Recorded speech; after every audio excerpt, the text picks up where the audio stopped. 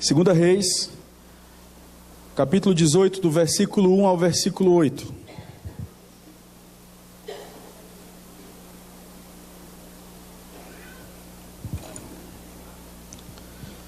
Diz assim a palavra de Deus: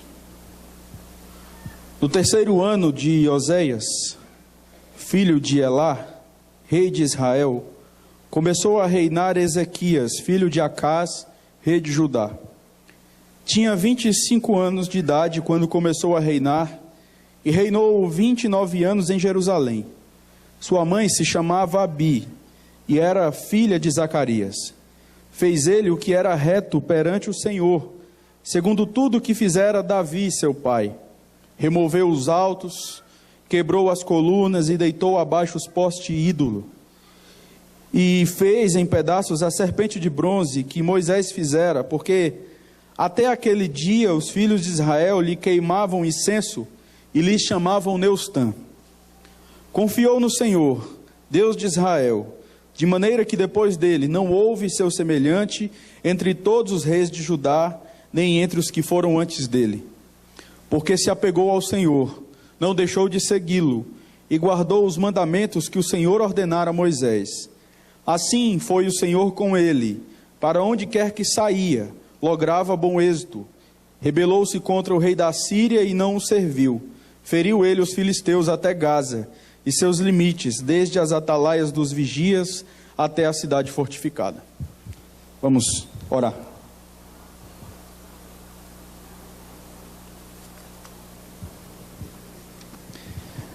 Deus eterno, é com grande alegria que nos reunimos aqui para olharmos para a história e vermos a Tua santa providência sobre a vida desta igreja. Se estamos aqui hoje, é porque o Senhor nos sustentou até aqui. É porque o Senhor providenciou meios para que a Tua igreja não desfalecesse. O Senhor que reina sobre todas as coisas e que tem como cabeça da igreja Cristo, o nosso Redentor, o nosso Senhor, que é Deus. Nós somos imensamente gratos a Ti, porque quando olhamos para a história, nós só podemos dizer: grandes coisas fez o Senhor por nós. Nós só podemos render glórias e homenagens a Ti, porque é o Senhor, é a Tua bondade, a Tua graça e misericórdia que tem possibilitado este trabalho. Nós Te suplicamos que o Senhor continue a nos abençoar e iluminar o nosso entendimento, para que nós possamos não só compreendermos a Tua palavra, mas tê-la aplicada aos nossos corações. Nós Te pedimos que neste momento, que o Senhor fale conosco, que nós possamos, ó Deus, muito mais do que sermos informados diante da Tua palavra, que nós possamos sermos transformados. Muda a nossa vida. Essa é a nossa oração, no nome de Jesus. Amém. Irmãos, como o presbítero Joel mencionou no início deste culto, desta reunião, nós estamos aqui hoje para agradecermos a Deus pelos 44 anos que Ele tem nos abençoado até aqui. 44 anos de igreja organizada, mas nós sabemos e temos ouvido tantas histórias relacionadas a coisas que aconteceram antes desses 44 anos. Quando olhamos para a história, nós vemos quantas transformações Deus fez por meio dos pastores que passaram e que trouxeram boa teologia para esta igreja. Sim, porque todos aqueles que passaram por aqui, eles trouxeram a sua contribuição, eles deixaram a sua marca, sobretudo a marca da palavra de Deus. Nós somos gratos a Deus por isso, porque se existe alguém que deve ser homenageado nesses 44 anos, esse alguém é Deus, que é por meio dele que esse trabalho continua de pé, e vai continuar, não porque é um plano meu ou do conselho atual, ou dos presbíteros que já passaram pelo conselho, ou daqueles que virão, mas porque é um plano do Senhor mesmo. Ele continuará a sustentar a igreja, pela sua graça, pela sua misericórdia, a trazer boa teologia, com o propósito de fazer de cada um de nós aqui pessoas que venham a glorificar a Deus, a glorificá-lo e a satisfazer-se nele para todo sempre. E é nisso que consiste o viver piedoso. Quem fala isso aqui para vocês não é alguém que se julga o piedoso, porque eu não sou, mas alguém que busca, como você busca também. A piedade, ela consiste não simplesmente do fato de sabermos várias questões teológicas, e essas coisas são importantes. Sabermos teologia é importante porque ela fundamenta a nossa fé, fundamenta a razão da nossa esperança. O texto que nós lemos no Salmo 119, versículo 7, mostra exatamente isso para nós. A palavra de Deus nos diz: render-te-ei graças com integridade de coração, quando tiver aprendido os teus retos juízos. Adorar a Deus, a parte das Escrituras, isso é um total misticismo. E não existe essa ideia de não, o importante é sentir, o importante é perceber a ação do Espírito. Isso é furada, porque o Espírito Santo de Deus, ele veio para nos conduzir a toda a verdade. E o Espírito não age à parte das Escrituras. Ele é o Consolador. Ele é aquele que veio na ascensão de Cristo, após a ascensão de Cristo, e ele tem fortalecido a nossa fé por meio da palavra. E nós estamos aqui hoje porque nós queremos aprender mais e sermos desafiados diante do que de fato é viver piedosamente. E viver piedosamente é colocar em prática aquilo que nós temos aprendido.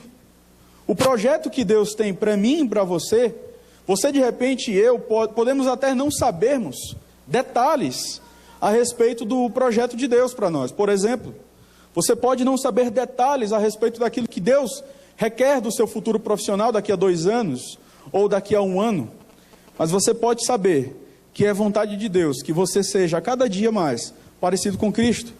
É isso que diz Romanos 8, 29, porquanto aos que de antemão conheceu, também os predestinou para serem conformes à imagem do seu Filho.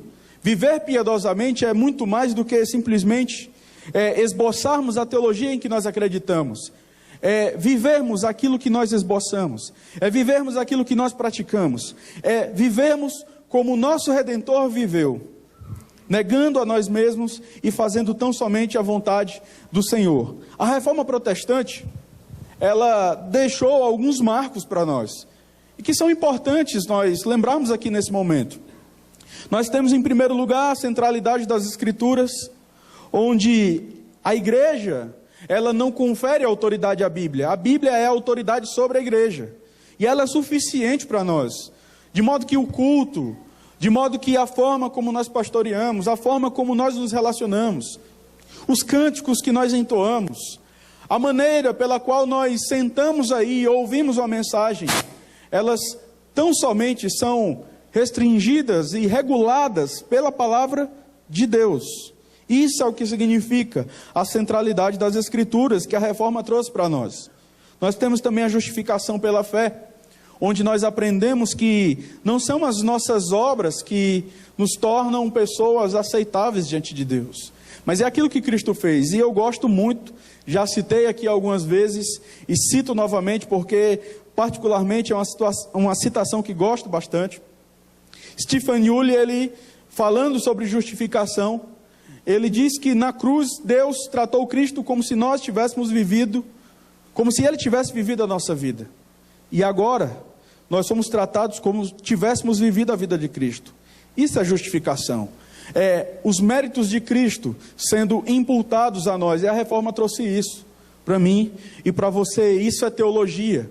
E é maravilhoso nós vivermos de acordo com esses postulados, de acordo com essas questões que historicamente são tão maravilhosas para nós. E em último lugar, o sacerdócio de todos os crentes.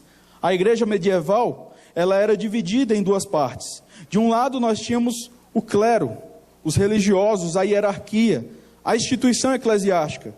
Do outro lado estavam os fiéis, os leigos, os cristãos comuns. Acreditava-se que a salvação destes dependia da ministração daqueles.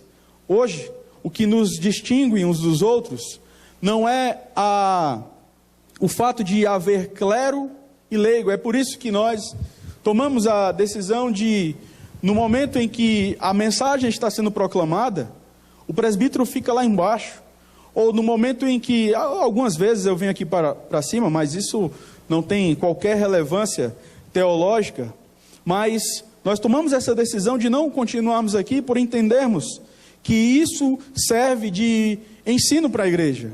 O que nos distingue aqui na casa do Senhor, após a reforma protestante, particularmente é o que as escrituras ensinam, é que somos diferentes pelas funções apenas, mas somos todos iguais diante de Deus. Nós precisamos agora olharmos para trás diante de tudo aquilo que nós temos aprendido e olharmos não com um sentimento de orgulho, não com um sentimento de, nossa, que coisa maravilhosa que nós aprendemos e simplesmente ficar por aí, mas olharmos com responsabilidade e nos questionarmos, diante de tudo aquilo que eu aprendi até hoje, o que de fato tem sido relevante da minha vida e modificado a minha forma de pensar, a minha forma de agir, a minha forma de olhar as coisas, a minha forma de falar. A palavra de Deus, ela continuará a regular as nossas vidas. Muitas vezes, quando nós paramos para conversar com pessoas mais antigas na igreja, elas costumam lembrar do passado com saudosismo. Ah, mas naquela época era assim. Ah, mas naquela época as pessoas eram mais comprometidas. E, infelizmente, irmãos, parece que nós, de fato, vivemos essa realidade. Parece que o comprometimento nos dias atuais, eles não são tão explícitos, tão intensos quanto o comprometimento do passado. E a pergunta que fazemos nesse instante é: por que isso aconteceu? Será que é a correria da sociedade que vai regular a nossa forma de nos portar diante de Deus?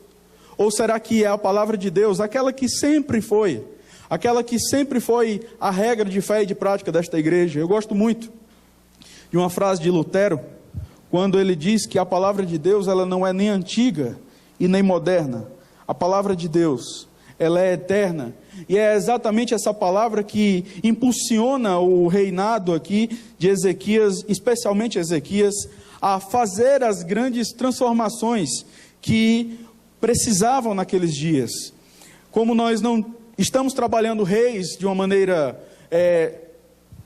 consecutiva, digamos assim, em série, nós iremos então trazermos algumas questões aqui que vão elucidar um pouco a respeito daquilo que significa o livro de Reis. A história de Reis retrata um processo de decadência. As coisas se tornam cada vez mais sombrias, até não haver mais como repará-las. As 10 tribos são levadas para o cativeiro, e tempos depois, as outras 2 têm o mesmo destino. É exatamente isso que nós vamos observar nos livros, nas histórias dos reis, no 1º e 2º Reis, especialmente 2º Reis. Nós vamos ver exatamente essas questões. O que acontece com o povo naqueles dias não é que eles abandonaram de uma vez a fé. Eles foram simplesmente abrindo concessões. Então, quando nós paramos aqui hoje para agradecermos a Deus por estes anos que Deus nos deu, nós devemos olhar para trás, sim, e aprendermos com os erros do passado, principalmente diante da palavra de Deus, e projetarmos um futuro de acordo com a vontade do Senhor, com menos erros, com mais acertos, porque quando nós paramos para olhar a história da igreja, o que trouxe algo ruim para a igreja não foram as concessões que foram abertas de uma vez, mas paulatinamente a igreja ela foi abrindo mão de levar Deus a sério. E quando nós entramos no contexto aqui de Ezequias, o povo não tinha deixado de adorar a Deus. O povo simplesmente não estava adorando exclusivamente a Deus. Essa era a grande questão e foi o ponto que fez com que Ezequias ele fosse usado por Deus para reformar aqueles dias. Mas quem foi Ezequias? Foi o filho de Acaz, conforme nós vemos no texto, assumiu o poder com 25 anos e reinou durante 29 anos em Jerusalém.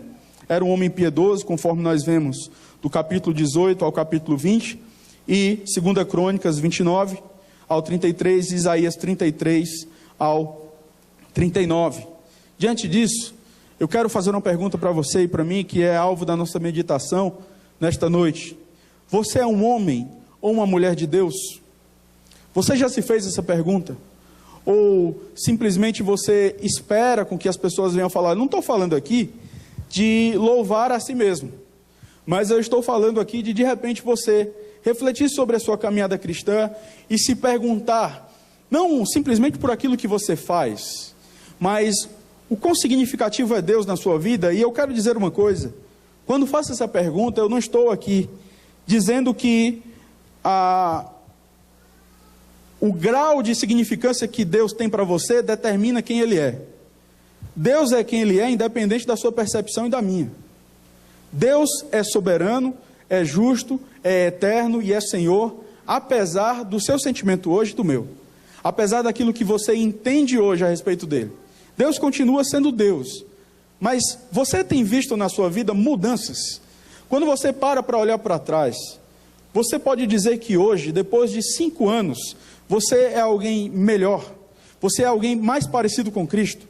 Essa é a pergunta que fica para nós. Mas a primeira coisa que nós vemos aqui na vida de Ezequias, e que eu creio que pode servir de lições para nós, não colocando Ezequias como um homem especial e além da média, mas a primeira coisa que nós aprendemos aqui é que Ezequias, ele era um homem fiel a Deus. No verso 4, chama a sua atenção, o texto diz: removeu os altos, quebrou as colunas e deitou abaixo o poste ídolo, e fez em pedaços a serpente de bronze que Moisés fizera, porque até aquele dia os filhos de Israel lhe queimavam incenso e lhe chamavam Neustã. A fidelidade de Ezequias a Deus era independente da sua circunstância. E quando nós falamos de fidelidade a Deus aqui, Ezequias ele foi usado por Deus para reformular o culto. E nós achamos muitas vezes que ser piedoso é ser uma pessoa retraída, é ser uma pessoa que vive com aquele sentimento de autocomiseração, que vive com aquela coisa: eu não sei, eu não posso, não dá. Não, o que vemos aqui na vida de Ezequias é totalmente o contrário. Ele foi um homem fiel a Deus, e a sua fidelidade ao Senhor fez com que ele tomasse estas atitudes que de fato foram atitudes complicadas em seus dias. O povo estava na idolatria. E Ezequias então, ele remove os altos, ele quebra as colunas, ele derruba os postes ídolos e ele simplesmente acaba com a idolatria daqueles dias. O texto de 2 Crônicas, capítulo 29, do verso 4 ao verso 6, diz o seguinte, se você puder abrir aí, por favor, eu vou esperar que você abra lá. 2 Crônicas, capítulo 29, do verso 4 ao verso 6.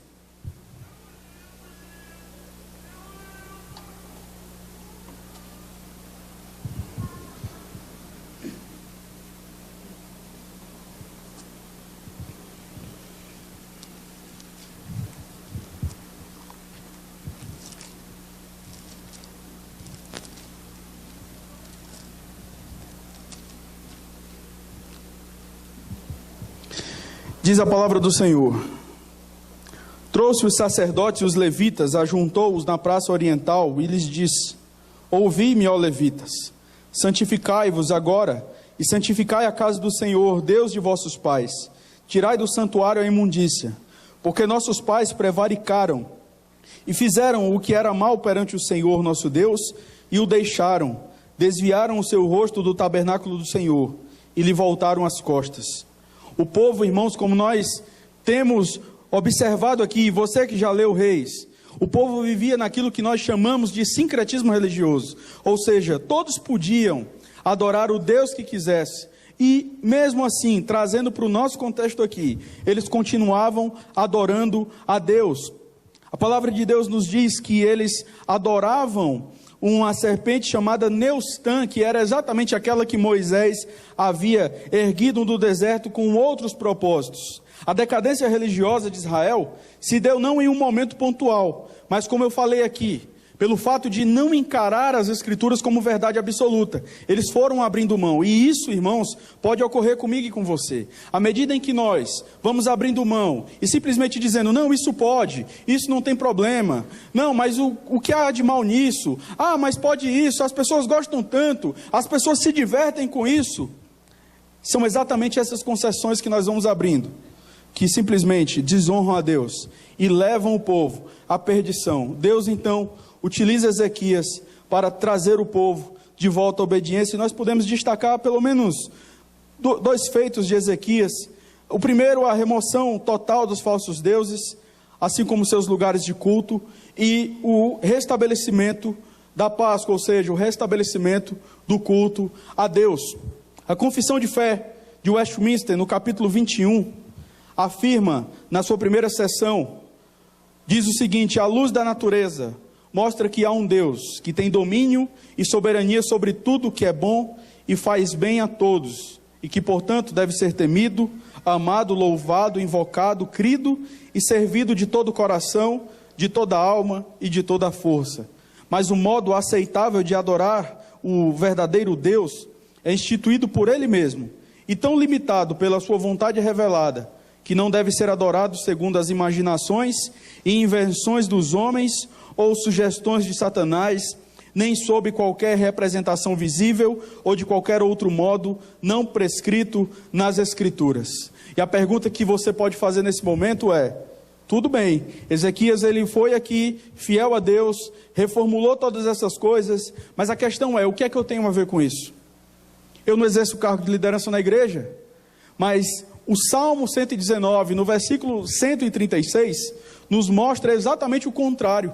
Traz para nós um aspecto que deve vir a todo cristão autêntico e que é fiel a Deus. Não podemos ser indiferentes à idolatria daqueles que não conhecem a Deus ou daqueles que pensam que conhecem a Deus. Salmo 119, verso 136. Torrentes de água nascem dos meus olhos, porque os homens não guardam a tua lei. Diante simplesmente disso, nós temos total responsabilidade diante daqueles que têm desonrado o Senhor, de apresentarmos aquilo que é certo. A palavra de Deus nos diz no Salmo 119, verso 4, se não me engano: tu ordenaste os teus mandamentos para que o cumpramos à risca. E quantas vezes, irmãos, estamos falhando nesse aspecto, até buscando um viver piedoso, mas simplesmente tememos os homens, e assim deixamos de ser fiéis a Deus. Deuteronômio capítulo 12, verso 32. Diz o texto: apliquem-se a fazer tudo o que eu lhes ordeno, não lhe acrescentem, nem lhe tirem coisa alguma. Infelizmente, o povo não tem adorado a Deus como devem, como prescreve em sua palavra. Não é somente pelo fato de não atentarem para as Escrituras, mas isso é resultado de uma igreja que não conhece a Deus. Se a nossa teologia, se aquilo que nós dizemos crer, não reflete um culto bíblico a Deus, nós estamos falhando e não estamos num viver piedoso. Nós não estamos aqui porque seguimos alguém. Nós não estamos aqui porque seguimos a ideia de uma pessoa. Nós estamos aqui porque seguimos as Escrituras. E é a palavra de Deus que mostra para nós o que de fato deve ser crido e o que de fato deve ser praticado. Calvino, nas Institutas, ele diz o seguinte: o conhecimento de Deus não está posto em fria especulação, mas traz consigo o culto. Se nós conhecemos a Deus de fato, isso se revelará no domingo à noite, no domingo em que nós estamos cultuando a Deus. E há quem possa dizer: ah, pastor, mas todos os dias é dia de culto. Mas não é isso que a palavra ensina. A palavra nos ensina que há um dia específico, onde a igreja se reúne para reconhecer os atributos de Deus, onde a igreja se reúne para adorar a Deus em espírito e em verdade. O que é adoração? Calvino continua: indubitavelmente, o primeiro fundamento da justiça é a adoração. Adorar é o transbordar de um coração grato impulsionado pelo sentimento de favor divino. Isso é adoração. Adoração é quando nós devolvemos a Deus aquilo que Ele nos dá. E aquilo que Ele nos dá está na sua palavra. A adoração, ela não é uma reação. A reação, ela é burra. A reação, ela não pensa. Se você de repente chega para um animal e cutuca o animal, um cachorro, por exemplo, feroz, ele vai vir e vai morder você. Mas a adoração, ela exige uma resposta. E uma resposta exige um pensamento crítico. É por isso que nós somos o povo que deve adorar a Deus, não de acordo com os nossos sentimentos, ainda que o sentimento ele faça parte da adoração. Nós adoramos a Deus, porque o Senhor em sua palavra tem se revelado a nós. E isso significa ser fiel a Deus, e isso significa um viver piedoso. Adorarmos a Deus significa se submeter a Ele, servi-lo e andar com Ele, assim como Enoque fez, assim como nos orienta, por exemplo, 1 João capítulo 2, verso 6. E a pergunta que fica para nós: como temos adorado a Deus hoje? Temos reformado o nosso culto diante de Deus? Será que estamos dispostos a termos a mesma atitude de Ezequias com os nossos amigos, com pessoas que cresceram conosco? Será que estamos dispostos a reformar o nosso culto, a reformar as coisas da nossa casa, para que o nome do Senhor seja glorificado?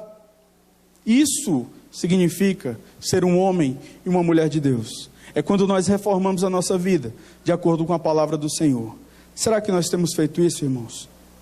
Segunda coisa que nós aprendemos aqui no texto, a palavra de Deus nos diz no verso 5: confiou no Senhor, Deus de Israel, de maneira que depois dele não houve seu semelhante entre todos os reis de Judá, nem entre os que foram antes dele. Não era simplesmente uma atitude externa de reformar as coisas, de fato mostrar para as pessoas o quanto ele era zeloso. A palavra de Deus diz que ele vai fazer isso, porque essa é a ideia do verbo, mediante a confiança que ele tinha em Deus. E essa confiança partia de um conhecimento íntimo que ele tinha da pessoa do Senhor Deus. E nós vamos ver isso um pouco mais na frente, mas eu quero explorar um pouco ainda essa questão da confiança em Deus que Ezequias tinha. A expressão aqui, ela demonstra que enquanto Ezequias ele efetuava a reforma, Ezequias ele não estava ali confiando em Deus à medida em que ele ia aprendendo certas coisas. Foi uma confiança completa.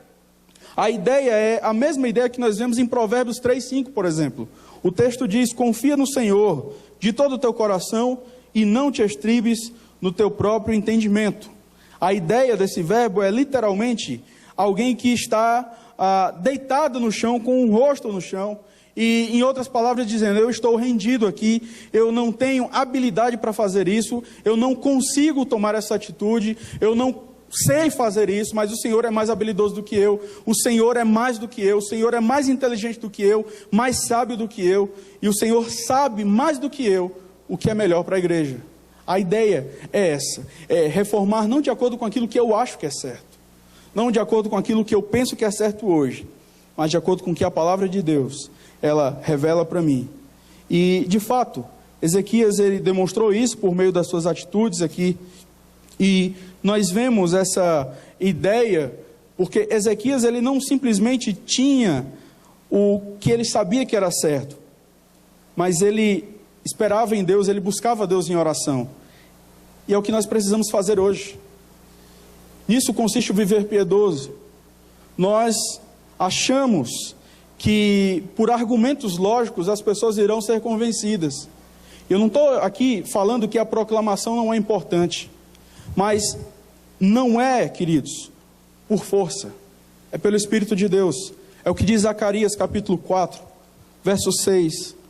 Esta é a palavra do Senhor para Zorobabel: não por força, nem por violência, mas pelo meu Espírito, diz o Senhor dos Exércitos. Eu quero convidar você a ir lá no capítulo 19 de 2 Reis, no verso 14, até o verso 19.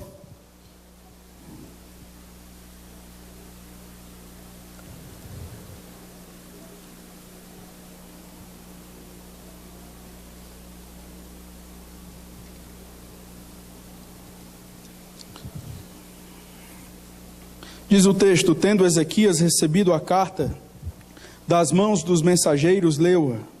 Então subiu à casa do Senhor, estendeu-a perante o Senhor e orou perante o Senhor, dizendo: Ó Senhor, Deus de Israel, que estás entronizado acima dos querubins, tu somente és o Deus de todos os reinos da terra. Tu fizeste os céus e a terra. Inclina, ó Senhor, o ouvido e ouve.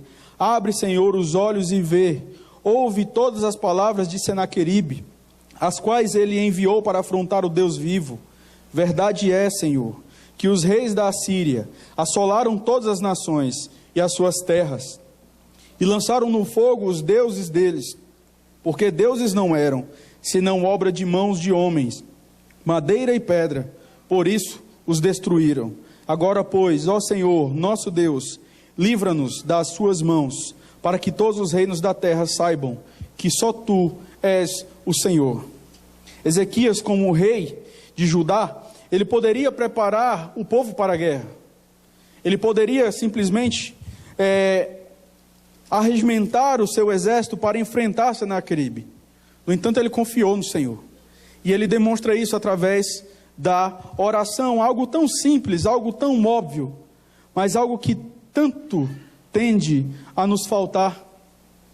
Muitas vezes corremos primeiro para solucionar as questões de acordo com o nosso entendimento, e depois nós oramos. Se nós queremos um viver piedoso, e você já deve ter percebido desde o começo que isso implica em buscarmos uma igreja mais pura, uma igreja mais bíblica, nós devemos confiar em Deus, e essa confiança ela é demonstrada tão somente por meio também das orações, da oração que Deus simplesmente instituiu para que servisse de providência para a execução do seu decreto. Abraham Kuyper, o primeiro-ministro holandês calvinista, ele diz o seguinte: não há um único centímetro quadrado em todos os domínios da existência humana sobre o qual Cristo, que é soberano sobre tudo, não clame, é meu. Que incentivo maravilhoso nós temos para orar. Nós oramos a um Deus que reina absolutamente sobre todas as coisas e que é imutável. E em último lugar, o último ensino, a última lição que nós aprendemos aqui neste texto, certamente existem muitas outras, mas no verso 6 diz o texto: porque se apegou ao Senhor, não deixou de segui-lo e guardou os mandamentos que o Senhor ordenara a Moisés. Deus não era simplesmente um objeto a ser apresentado e um objeto a ser colocado diante das pessoas a confrontá-las. Deus era alguém pessoal na vida de Ezequias. A palavra de Deus nos diz que ele se apegou ao Senhor, não deixou de segui-lo e guardou os mandamentos que o Senhor ordenara a Moisés. É impossível, irmãos, termos intimidade com Deus à parte da sua lei. É impossível. Não há como. Não há possibilidade. Se você diz que conhece a Deus e não guarda os seus mandamentos, o que é que João diz? Você é mentiroso. Se nós não temos buscado a palavra de Deus todos os dias, se nós não temos buscado entender e compreender as Escrituras, não porque simplesmente nós queremos chegar ao final do dia e apresentarmos o versículo que nós escolhemos na nossa devocional, ainda que isso seja importante, eu estimulo os irmãos que continuem fazendo isso, porque isso tem sido bênção nas nossas vidas. É muito mais do que isso. É porque por meio das Escrituras, nós nos apegamos ainda mais ao Senhor, e nós aprendemos ali a como segui-lo ainda mais. E aí, irmãos, é quando nós chegamos à conclusão que já vinha falando anteriormente. É aquilo que eu sei, é aquilo que eu aprendo diante da revelação do Senhor, que é a sua palavra, e o quanto isso vai transformando a minha vida e a minha forma de viver. É o que Paulo fala: já não sou mais eu quem vivo, Cristo vive em mim. Charles Spurgeon, um dos grandes pregadores reformados, em 1891, ele palestrando aos pastores, ele disse: se há um fato, uma doutrina ou promessa na Bíblia que não produziu nenhum efeito prático em seu temperamento ou conduta, tenha certeza de que você não creu sinceramente. A intimidade de Ezequias com Deus fez com que ele não se conformasse com a falta de espiritualidade de sua época. A intimidade dele com Deus o impulsionou a ser diferente em meio a uma sociedade corrupta em todos os aspectos. O quanto você tem aprendido do Senhor, domingo após domingo, diante daquilo que você tem aprendido de repente no culto doméstico. O quanto isso tem transformado a sua vida. O quanto isso tem indignado você diante deste falso evangelho que nós temos visto por aí. Não é, irmãos, para ser motivo de riso para nós, mas é para ser motivo de choro. Porque é isso que o salmista orienta a cada um de nós. Não sermos indiferentes. As pessoas estão desonrando a Deus e muitas vezes nós estamos levando isso na brincadeira. Como se essas coisas não ofendessem a Deus. Como se Deus simplesmente olhasse para isso e risse dessas questões que nós temos visto por aí.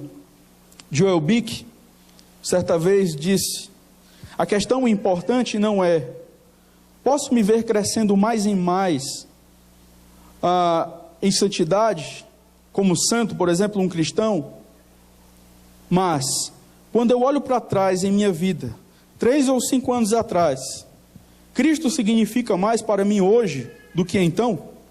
Eu penso menos de mim mesmo hoje do que então? Cristo está crescendo e eu diminuindo? Estou crescendo na apreciação de Cristo e em minha autodepreciação? Inevitavelmente, a nossa vida, ela vai denunciar o Deus que servimos. Inevitavelmente, a nossa vida, ela vai denunciar o comprometimento que nós temos com Deus. Este homem, ele teve esse comprometimento com o Senhor. Era pecador como nós, mas aprove a Deus utilizá-lo, para que nós pudéssemos ver que Deus, ele utiliza pecadores fracos. Ele utiliza pessoas que não têm significância, mas para que a glória seja dele, somente dele. A questão é, o que eu sei hoje tem mudado a minha vida diante das pessoas, na minha casa, no meu coração. As coisas mudaram, as minhas afeições em relação a Deus, elas são maiores hoje do que ontem. Ou será que o que eu sei serve simplesmente para dizer o que está certo e o que está errado? Irmãos, se a nossa fé é uma fé sem obras, você pode ter certeza que a sua fé e a minha fé, se for simplesmente uma fé intelectualizada, ela pode ser comparada com a fé dos demônios. A palavra de Deus nos diz que eles creem até, mas tremem. Não adianta dizer que crê em Deus. Não adianta dizer que conhece a Deus. Não adianta dizer que conhece os símbolos de fé. Não adianta dizer que conhece os 5 pontos do calvinismo, as 5 solas. Não adianta dizer que leu 20 livros durante a semana. Não adianta. Se isso não muda a nossa vida, o que temos aprendido serve simplesmente para nos condenar no último dia. Que Deus mude a nossa vida. Que de fato, você que está aqui nesta noite, você possa viver em novidade de vida. Que de fato você seja alguém mais pastoreável até. Que de fato você seja alguém que não tem problema de relacionamento com ninguém, porque se Deus agiu com graça sobre a sua vida, você não é ninguém, muito menos Deus, para selecionar quem você vai expressar o seu amor. Isso é ser fiel a Deus. Isso é ser alguém piedoso e reformado. Ser reformado, irmãos, é muito mais do que fazer uma cara de quem não está gostando. De repente, quando você entra numa igreja e alguém fala algo que você não concorda, e você olha para alguém e faz um cochicho desaforado. É muito mais do que isso. Ser parecido com Cristo. Ser parecido com o Redentor em todos os momentos. Eu quero concluir fazendo uma citação de Abraham Kuyper. Creio que provavelmente já fiz essa citação aqui, mas isso mostra para nós que o comprometimento com Deus e com sua palavra nos impulsiona, inevitavelmente, a fazermos a diferença, uma vez que somos diferentes.